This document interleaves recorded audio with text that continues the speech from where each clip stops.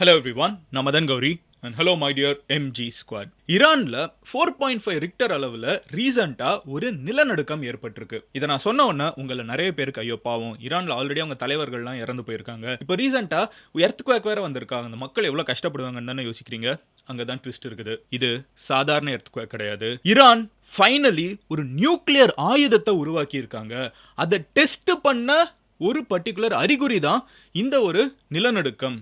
இந்த நிலநடுக்கத்தோட அறிகுறியெல்லாம் வச்சு பார்க்குறப்போ, இதோட ரிக்டர் சைஸ் இதெல்லாம் வச்சு கால்குலேட் பண்ணுறப்போ நம்மளுக்கு இது கண்டிப்பாக இது ஒரு நியூக்ளியர் ஆயுதத்தை செக் பண்ணியிருக்காங்க அப்படின்னு சொல்லலாம்னு சொல்லிட்டு வேர்ல்டு ஃபுல்லாக ஒரு பரபரப்பான ரூமர் கிளம்ப ஆரம்பிச்சிருக்குது. ஒருவேளை ஈரான் உண்மையிலேயே இந்த நியூக்ளியர் ஆயுதத்தை கண்டுபிடிச்சிருக்காங்களா இல்லையா? ஒருவேளை அவங்க கண்டுபிடிச்சிருந்தாங்கன்னா இஸ்ரேலோட அழிவு ஆல்மோஸ்ட் நெருக்கிடலாம். அண்ட் அதே நேரத்தில் இஸ்ரேல் கிட்ட ஏகப்பட்ட அணு ஆயுதங்கள் இருக்குது, நியூக்ளியர் ஆயுதங்கள் இருக்குது. ஈரானோட முடிவும் எழுதப்பட்டுடலாம். ஒரு ஃபேமஸான கோட் இன்டர்நெட்ல நீங்க நிறைய இடத்துல வாசிச்சிருப்பீங்க. 3வது உலகப் போருக்கு என்ன ஆயுதங்கள் யூஸ் பண்றாங்கன்னு தெரியாது, ஆனா 4வது உலகப் போர் மறுபடியும் குச்சியும் கம்பையும் வச்சு தான் சண்டை போடுவாங்கன்னு ஒரு கோட் இருக்குது. ரீசன் என்னன்னு பாத்தீங்கன்னா, இந்த அணு ஆயுதங்கள் என்னைக்கு களம் இறங்குதோ அது உலகப் போர் தான். அண்ட் ஈரான் இப்போ அந்த அணு ஆயுதங்களை கையில எடுத்திருக்காங்களா, இது எந்த இடத்துல இந்த சிச்சுவேஷன்லாம் போயிட்டு இருக்குது, இது எந்த இடத்துல போய் விடியும், இந்தியா எப்படிலாம் பாதிக்கப்பட போகுது, அமெரிக்கா எப்படி பாதிக்கப்பட போகுது, எல்லா விஷயத்தையும் நான் டீடைலா உங்ககிட்ட ஒவ்வொன்றா சொல்ல ஆரம்பிக்கிறேன். ரொம்ப டென்ஸ்டான சிச்சுவேஷன்ல தான் இப்போ இருந்துட்டு இருக்கோம். அணு ஆயுதம்ங்கிறது சாதாரண விஷயம் கிடையாது.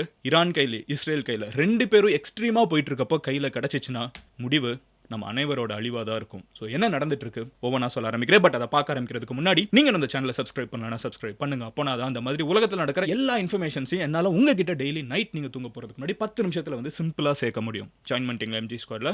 எனிவே, முதல் விஷயம் என்ன அப்படின்னு பார்த்தீங்கன்னா, நான் சொன்ன மாதிரி 4.5 ரிக்டர் ஸ்கேலில் செம்னான் அப்படின்னு சொல்லப்படுற ஒரு ப்ராவின்ஸில் ஈரானில் எர்த்குவேக் வந்திருக்குது. ஈரானுக்கு கீழே இருக்கக்கூடிய நம்ம பிளேட்ஸ் எல்லாம் பார்க்குறப்ப ஈரான் ஒரு ஜென்ரலாகவே எர்த்குவேக் ப்ரோன் கண்ட்ரி தான், அடிக்கடி எர்த்குவேக் வரக்கூடிய ஒரு நாடு தான். இந்த செம்னான் அப்படின்னு சொல்லப்படுற ப்ராவின்ஸ் ஹிஸ்டாரிக்கலா பெருசா எர்த்குவேக்கே வராத ஒரு பர்டிகுலர் பகுதி. அந்த பகுதியில் இப்ப நிலநடுக்கம் வந்திருக்குங்கிறதா பயங்கர பரபரப்பை ஏற்படுத்தி இருக்குது. காரணம், ஈரான் ரொம்ப வருஷமாவே நியூக்ளியர் ஆயுதங்களை உருவாக்குறதுக்கு கண்ட்ரி ஃபுல்லா ரிசர்ச் ஃபெசிலிட்டிஸ் வச்சிருக்காங்க. அதுல முக்கியமான ஃபெசிலிட்டிஸ் இதே செம்னான் ப்ராவின்ஸ்ல வச்சிருக்காங்க. இந்த செம்னான் ப்ராவின்ஸ்ல நியூக்ளியர் ஆயுதங்களை உருவாக்குறதுக்கு ரிசர்ச் ஃபெசிலிட்டி வச்சிருக்கிற அதே இடங்கள்ல இப்போ ஒரு மிகப்பெரிய நிலநடுக்கம் ஏற்பட்டிருக்கு. நிலநடுக்கமே ஏற்படாத ஒரு பர்டிகுலர் பகுதியில் அப்பப்போ நடந்திருக்குது. இட்ஸ் நாட் ஆஃபன், ஓகேவா? ரொம்ப ரேரா நடக்கக்கூடிய ஒரு இடத்துல இப்போ நிலநடுக்கம் நடந்திருக்குது. அங்க நியூக்ளியர் ரிசர்ச் ஃபெசிலிட்டியும் இருக்குது. இந்த அறிகுறிகளாம் வச்சுட்டு நிறைய பேர் ஈரான் கையில நியூக்ளியர் ஆயுதம் வந்துருச்சான்னு பயப்படுறாங்க. ஈரான் கையில நியூக்ளியர் ஆயுதம் வர்றது ஏன் ஒரு பதட்டமான விஷயம்? அதை நம்ம இப்ப பார்க்க ஆரம்பிப்போம். இஸ்ரேல் கையில அணு ஆயுதங்கள் இருக்கா? இருக்கு. ஆனா அவங்க ஒத்துக்கவே மாட்டாங்க. ஈரான் கையில அணு ஆயுதங்கள் இருக்கா? இல்லன்னு உலகமே சொல்லுது. ஈரான் இருக்குன்னு சொல்லல, இல்லன்னு சொல்லல. இப்போ அவங்க கையில இருக்கா அப்படிங்கறத மிகப்பெரிய கேள்வி. ரொம்ப சிம்பிளான ரீசன். இதுக்கு முன்னாடி எத்தனையோ போர்கள் வந்திருக்குது. எல்லா போர்லயுமே உலக போரே வந்துச்சு, 2வது உலக போர். அது கடைசியில எப்ப முடிஞ்சிச்சுன்னு பாத்தீங்கன்னா, அணு ஆயுதம் அப்படிங்கிற ஒரு விஷயத்தை அமெரிக்கா கையில் எடுக்கிறப்போ தான். ஹிரோஷிமா, நாகசாக்கி, இந்த 2 பேரை உலகத்துல இருக்கிற யாருமே மறக்க முடியாது. ஜப்பான் கொடி கட்டி பறந்துட்டு இருந்த ஒரு கண்ட்ரியை ஒண்ணுமே இல்லாம ஒரே நாள்ல சரண்டர் பண்ண வச்சது இந்த 2 சிட்டிஸ் தான். இந்த 2 சிட்டிஸ்ல போடப்பட்ட 2 குண்டுகள், லிட்டில் பாய் அண்ட் ஃபாட்மேன். இந்த 2 குண்டுகளும் 1945ல ஜப்பான் மேல அமெரிக்கா போட்டாங்க. போட்ட கொஞ்ச நேரத்துல என்னாச்சு உங்களுக்கு தெரியுமா? போட்ட கொஞ்ச நேரத்துல 1,00,000 பேர், 1 இல்ல 2 இல்ல 1,00,000 பேர் ஹிரோஷிமாலையும் நாகசாக்கிலையும் மொத்தம் இறந்து போனாங்க. கொஞ்ச நிமிஷங்கள்ல, ஓகேவா? விழுந்த சில நிமிடங்கள்ல, மினிட்ஸ்ல 1,00,000 பேர். லிட்டரலா இந்த சேனலுக்கு பார்க்குற வியூஸை நீங்க கணக்கு போட்டு பாருங்களேன். 1,00,000 பேர், ஓகேவா? நிமிடங்கள்ல 2 சிட்டில இறந்து போனாங்க. அமெரிக்கா ஜப்பான் மேல ஹிரோஷிமா நாகசாக்கில அணுகுண்டுகளை போட்டப்போ 1945ல. இப்போ குண்டுகள்லாம் இவ்வளவு அட்வான்ஸ் ஆயிருக்குங்கிறதுக்கு நான் அடுத்து வரேன். அடுத்து என்ன இருந்துச்சுன்னு பாத்தீங்கன்னா, ஹிரோஷிமா நாகசாக்கி 2 ஊர்லயுமே 90% of the buildings completely destroy ஆயிடுச்சு. ஒரு சிவிலைசேஷன், ஆயிரக்கணக்கான வருஷமா உருவாக்கப்பட்ட மிகப்பெரிய சிட்டிஸ் 90% நிமிஷங்கள்ல சிட்டிஸ் ஃபுல்லா காணாம போச்சு. தேர்டு, ஆயிரக்கணக்கான மக்கள், அதை சுத்தி ஒரு 3 கிலோமீட்டர் ரேடியஸ்க்கு வாழ்றவங்க இருப்பாங்களா, ரெண்டுமே சிட்டி. ஸோ நிறைய மக்கள் வாழ்வாங்க. சுத்தி இருக்கிற இடங்கள் ஃபுல்லாமே இந்த ரேடியேஷன் காரணத்தினாலேயே ஆயிரக்கணக்கான பேர் இறந்து போனாங்க. கேன்சர் மாதிரி நோய்கள் அண்ட் அடுத்து இன்னைக்கும் இன்னைக்கும் அங்கங்க வந்து இதோட தாக்கம் இருக்குன்னு சொல்றாங்க. பல ஜெனரேஷன்ஸ்க்கு இதனால பாதிக்கப்பட்டவங்க அங்க இருந்தவங்க எல்லாம் இறந்துட்டாங்க. பட் சைடுல இருக்கிறவங்க எல்லாம் வந்து அடுத்த ஜெனரேஷன் குழந்தை பிறக்கிறப்ப கூட பிசிக்கலா வந்து சேலஞ்சா குழந்தைங்க பிறக்க ஆரம்பிச்சிச்சு. 5 வருஷத்துக்கு 1945ல போட்ட குண்டோட தாக்கம் வந்து 1950s வரைக்குமே வந்து ப்ராப்பரான அக்ரிகல்ச்சர் இந்த ஏரியால எல்லாம் பண்ண முடியல. தண்ணி வந்து கண்டாமினேட்டடா இருந்துச்சு. மக்களோட மாரலை வந்து தரமட்டமா உடைச்சு வச்சிருந்தாங்க. இந்த ஹிரோஷிமா நாகசாக்கி அப்படிங்கிற இந்த 2 ஊர்கள்ல வந்து யுஎஸ் குண்டுகள் போட்டதுக்கு காரணம் என்ன? டோக்கியோ தான் அவங்களோட கேபிட்டல். அங்க போடல. ஹிரோஷிமா நாகசாக்கி ஏன் போட்டாங்கன்னா ஹிரோஷிமால அங்க ஆர்மி நிறைய இருந்துச்சு. ஜப்பானீஸ் ஆர்மி மெயின் கண்டோன்மெண்ட்ஸ்லாம் அங்க தான் இருந்துச்சு. நாகசாக்கில வந்து நிறைய ஃபேக்டரிஸ், நிறைய இன்ஃப்ராஸ்ட்ரக்சர், மேனுஃபேக்சரிங்லாம் நடந்துட்டு இருந்துச்சு.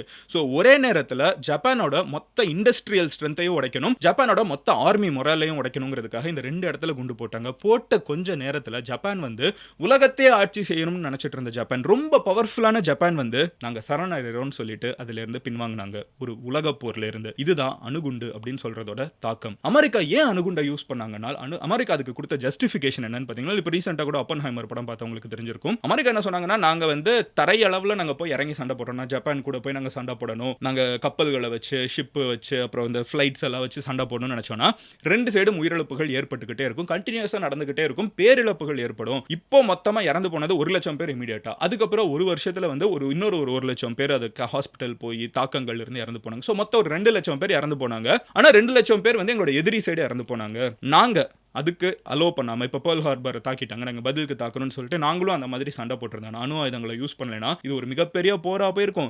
எங்கள் நாட்டிலேயே நிறைய பேர் உயிரிழந்திருப்பாங்க. ஸோ எங்கள் நாட்டு மக்கள் இறந்து போகக்கூடாது, எதிரிகள் வந்து ஒரே நேரத்தில் இந்த பிரச்சனையை சீக்கிரமாக முடிக்கணும்னு நினைக்கிறப்ப எங்களுக்கு அணு ஆயுதம் தான் வந்து கடைசி ஆயுதமாக இருந்துச்சுன்னு அமெரிக்கா ஒரு ஜஸ்டிஃபிகேஷன் கொடுத்தாங்க. சம்ஹவ் இந்த ஒரு ஜஸ்டிஃபிகேஷனில் உலகத்தில் இருக்கிற எல்லா கண்ட்ரீஸும் ஒரு ஸ்விஃப்டாக நம்ம கிட்ட வந்து ஒரு மிகப்பெரிய ஸ்ட்ரென்த்தை காமிக்கணும்னா அதுக்கு அணு ஆயுதம் தான் சரியான விஷயங்கிறத உலகத்தில் நிறைய கண்ட்ரீஸ் நம்புறாங்க, இன்க்ளூடிங் இந்தியா. உலகத்தில் இது வரைக்கும் 9 கண்ட்ரீஸ் கிட்ட அணு ஆயுதங்கள் இருக்குது, இன்க்ளூடிங் நார்த் கொரியா, இஸ்ரேல், அதை அவங்க ஒத்துக்க மாட்டேங்கிறாங்க, பட் இருக்குங்கிறது எல்லாத்துக்குமே தெரியும், Pakistan, India, United kingdom, France, அப்படியே சொல்ல சொல்ல அதிகமாயிட்டே போயிட்டு இருக்கு. ஓகேவா? உலகத்திலே அதிகமான அணு ஆயுதங்கள் கொண்டிருக்கிறது ரஷ்யா. கிட்டத்தட்ட 4380 ஆயுதங்கள், அணு ஆயுதங்கள் வந்து வச்சிருக்காங்க, வார் ஹெட்ஸ்ன்னு சொல்லுவாங்க, அவ்வளோ வச்சிருக்காங்க. அதுக்கப்புறம் America and China, France, UK, India, Pakistan, Israel, north Korea, இந்த 9 கண்ட்ரீஸ் தான் உலகத்தில் யாருமே சண்டைக்கு போடுறதுக்கு ரொம்ப பயப்படுவாங்க. ஏன்னா இந்த 9 கண்ட்ரியும் நினைச்சா அணுகுண்டை போட்டு தகர்த்திடலாம். இது வந்து 1945 2 லட்சம் பேர் இறந்து போனாங்கன்னா இப்போ பாப்புலேஷனும் கம்மி,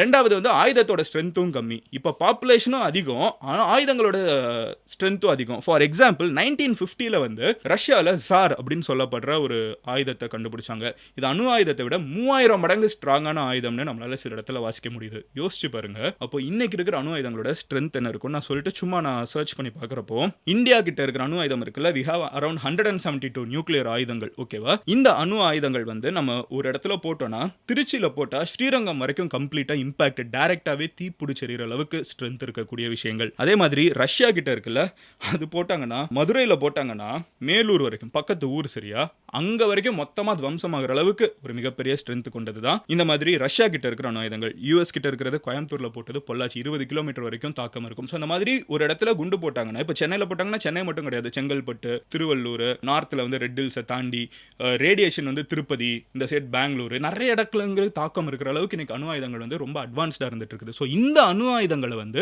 இப்போ ஈரான் கைக்கு வந்துருச்சாங்கிறதா மிகப்பெரிய கேள்வி. உங்களுக்கு நிறைய பேருக்கு இன்னொரு ஒரு டவுட் இருக்கும், அப்போ இஸ்ரேல் கையில் இவ்வளோ நாள் இருக்குது, அதை பெருசா பேச மாட்டேங்கிறேன்னு கேட்டீங்கன்னா, இஸ்ரேல் கையில் இருக்குங்கிறத இஸ்ரேல் இவ்வளோ நாள் அஃபிஷியலா சொல்லல. இல்லாத ஒரு விஷயத்தை அவங்க ஈஸியா யூஸும் பண்ண முடியாது. அவங்க இருக்குங்கிறத வச்சிருக்காங்க, பட் வெளியே பப்ளிக்கா சொன்னது கிடையாது. ஸோ இஸ்ரேல் வந்து யூஸ் பண்ணுவாங்களா அப்படிங்கிற ஒரு கேள்வி வந்து ரொம்ப ஸ்ட்ராங்கா இருந்துட்டு இருக்கு. இப்போ ரீசெண்டா ஈரான் வந்து இஸ்ரேல் மேல அடிச்சிருக்காங்க. இஸ்ரேல் வந்து நிறைய தாக்கத்தை வாங்கிட்டாங்க. இஸ்ரேல் நாங்கள் பதிலுக்கு அடிப்போம்னு சொல்லியிருக்காங்க. அணு ஆயுதங்களை யூஸ் பண்ணுவாங்களான்னு கேட்குறப்போ இந்த சைடு யூஎஸ் சைட்ல இருந்து அதுக்கு விட மாட்டாங்க. ஏன்னா யூஎஸ் டஸ் நாட் வாண்ட் அணு ஆயுதங்கள் to be used by a country like Israel. அதையும் அவங்க தான் பண்ணணும்னு நினைக்கிற ஒரு ஆதிக்கம் கொண்ட ஒரு பர்டிகுலர் கண்ட்ரி தான் யூஎஸ். ஸோ அவங்க வந்து அதுக்கு அலோவ் பண்ண விட மாட்டாங்க, இஸ்ரேலால் யூஸ் பண்ண விட மாட்டாங்க. ஆனால் ஈரான் வந்து கண்டினியூஸாக ஈரானோட ஃபாரின் அஃபேர்ஸ் மினிஸ்டர், ஓகேவா, அவர் என்ன சொல்றாருன்னு பார்த்தீங்கன்னா, 4 நாளுக்கு முன்னாடி ஒரு டைம் சொன்னார், நீங்கள் எங்களோட தலைவர்களை கொண்டிருக்கீங்க, ஹெஸ்போலா அமைப்போட தலைவர்கள்லாம் கொண்டிருக்கீங்க, நாங்கள் வந்து உங்கள் மேலே தாக்குதல் நடத்தினோம், சரியாக போயிடுச்சு, நீங்கள் மறுபடியும் எங்கள் மேலே தாக்குதல் நடத்தினீங்கன்னா நாங்கள் மறுபடியும் அடிக்கிற தாக்கம் வந்து நீங்கள் நினைச்சு கூட பார்க்க முடியாததா இருக்கும்னு ஒரு வார்னிங் கொடுத்துருக்காங்க. நேத்திக்கு மறுபடியும் அதே வார்னிங், நாங்கள் பதிலுக்கு நீங்கள் அடிச்சுட்டு, இப்போ நான் சரியாக இருக்குது, என்னை அடிச்சிட்டேன்னா நான் பதிலுக்கு ஒன்று அடிப்பேன், அது நீ தாங்கவே முடியாது நேத்திக்கும் சொல்லியிருக்காங்க. அண்ட் ஈரானோட ஹெட்டான காமினேனி அவருமே வந்து ரீசெண்டா நாங்க பதில் கடிப்போம், இஸ்ரேலே காணாம போக வச்சிருவோங்கிற வார்த்தையெல்லாம் சொல்லியிருக்காங்க. ஸோ இந்த காணாம போக வச்சிருவோம், நாங்கள் அடிச்சா நீங்க தாங்க மாட்டீங்கன்னு சொல்ற வார்த்தைகள்லாம் இருக்குல்ல, இது எல்லாமே வந்து அணு ஆயுதம் மாதிரி ரொம்ப சக்தி வாய்ந்த ஒரு ஆயுதத்தை ரெப்ரசென்ட் பண்ணுதாங்கிறது தான் இன்னைக்கு எல்லாருக்கிட்டையுமே இருக்கிற டவுட். இதெல்லாம் ஒரு சைடு ரொம்ப பரபரப்பா பேசிட்டு இருக்கப்போ சயின்டிஃபிக் கம்யூனிட்டி யூஎஸோட இந்த எர்த்குவேக்கெல்லாம் ஸ்டடி பண்ணக்கூடிய செசிமாலஜி டிபார்ட்மெண்ட் இருந்துக்கிட்டு இது நேச்சுரலா உருவான ஒரு விஷயமா இருக்குன்னு தான் சொல்றாங்க. ஆனா ஈரான் வந்து இது நேச்சுரல்னு சொல்லல, இது வந்து அவங்க ஆர்டிஃபிஷியலா இந்த மாதிரி ஆயுதத்தை டெஸ்ட் பண்றது கிரியேட் பண்ணாங்கன்னு சொல்லல. ஆனா இஸ்ரேல் நாங்க அடிப்போம் அப்படிங்கறத மட்டும் சொல்லியிருக்காங்க. ஸோ எல்லாருக்குமே அந்த டென்ஷன் தான் இப்போ ரொம்ப ஸ்ட்ராங்கா ஓடிட்டு இருக்குது. கொஞ்ச நாளுக்கு முன்னாடி இதே மாதிரி தான் ஜப்பான் வந்து அவங்க கடல்ல வந்து ஒரு மாதிரி அதிர்வுகள் ஏற்பட்டிருக்குது, இது ஒரு எர்த்குவேக்னு ஸ்டடி பண்ணாங்க. லேட்டரா தான் தெரிய வந்துச்சு அது நார்த் கொரியா வந்து அவங்களோட அணு ஆயுதங்களை டெஸ்ட் பண்ண ஒரு பர்டிகுலர் விஷயத்தினால உருவான எர்த்குவேக்னு. இப்போ அங்க எந்த மாதிரி உருவாச்சோ அதே மாதிரி தான் இப்போ உருவாயிருக்கு. இது நேச்சுரலா ஆகலாம், ஆனா இந்த அணு ஆயுதத்தினால உருவாகலாம், டெஸ்ட் பண்றதுனாலும் ஆகலாம். ஸோ எது நடந்திருக்கு வெயிட் பண்ணி பார்க்கணும். What ever said and ton, இந்த ஒரு போர் ஒருவேளை அணு ஆயுதம்லாம் இன்வால்வ் ஆச்சுன்னா அது சாதாரண போரா முடிய போறதே கிடையாது. ரெண்டு கண்ட்ரியோட போரா 100% இருக்காது. ஈரான் யூஸ் பண்ணாலும் சரி, இஸ்ரேல் யூஸ் பண்ணாலும் சரி, ரெண்டு பேர் கையிலும் அணு ஆயுதங்கள் இருக்குங்கிற பட்சத்தில் ரெண்டு பேரும் யூஸ் பண்ணிட்டாங்கன்னால் அது வந்து especially in place like Middle East, Japan சுற்றி கண்ட்ரீஸ்லாம் கிடையாது கடல், ஆனால் இஸ்ரேலோ ஈரானோ அப்படி கிடையாது, சுற்றி கண்ட்ரீஸ் இருக்குது. ஆல்ரெடி இஸ்ரேல் வந்து இதுக்குள்ள லெபனானுக்குள்ள வேற போயிட்டாங்க, ஆல்ரெடி பலஸ்தீனுக்குள்ள போய் எல்லாத்தையும் பிடிச்சிட்டாங்க, இப்போ வந்து லெபனானுக்குள்ள வேற போயிட்டாங்க.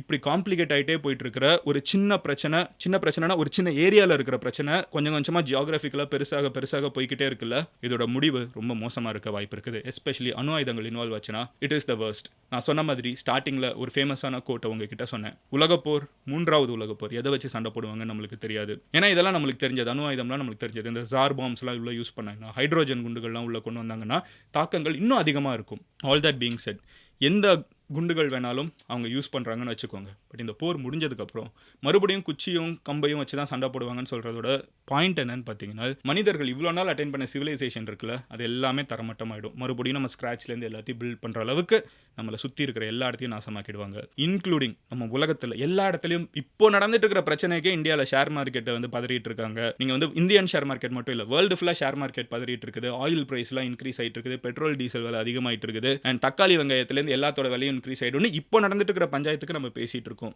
இது இன்னும் அணு ஆயுதங்கள் யூஸ் பண்ணாங்கன்னா நம்ம இவ்வளோ நாள் முன்னேறி வந்த வளர்ச்சியில் அட்லீஸ்ட் 500,000 வருஷம் பின்னாடி போயிடுவோங்கிறதான் யதார்த்தமான ஒரு விஷயம். Hopefully we don't get to that.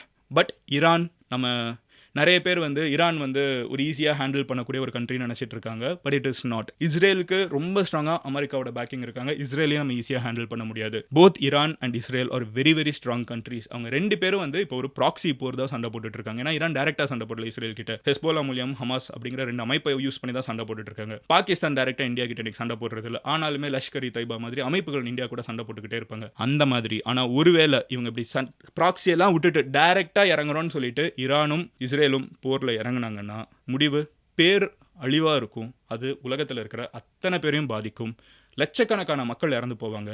அணு ஆயுதங்கள் இது இன்வால்வ் ஆச்சுன்னா இது உலக போரா மாறுங்கிறதுல டவுட்டே கிடையாது. ஸோ இதெல்லாம் தான் இந்த ரீசெண்டாக நடந்துட்டு இருக்கிற எல்லா விஷயத்தோட ஒரு வீடியோவில் உங்களுக்கு புரிகிற மாதிரி ரொம்ப சிம்பிளாக அப்டேட் பண்ணியிருக்கேன். அண்ட் உங்களுக்கு இதில் ஏதாவது டவுட் இருந்துச்சுன்னா அது என்னன்னு கமெண்ட்டில் சொல்லுங்கள். நீங்கள் பர்சனலான வேறு ஏதாவது டாபிக் பேசணும்னு நினச்சிங்கன்னா இன்ஸ்டாகிராமில் மதன் கௌரின்னு சொல்லி சர்ச் பண்ணுங்கள். வெரிஃபைட் ப்ரொஃபைல் நீங்கள் ஃபாலோ பண்ணலாம். அங்கேயே டிஎம்மும் பண்ணுங்கள் அடுத்து என்ன டாபிக் நான் பேசணுங்கிற சஜஷனை. I'll see you tomorrow at 9 o'clock. Love you all. And இந்த வீடியோவை உங்கள் ஃப்ரெண்ட்ஸ் யாராவது மிடில் ஈஸ்ட்லேருந்து பார்த்துட்டு இருந்தாங்கன்னா share it with them especially.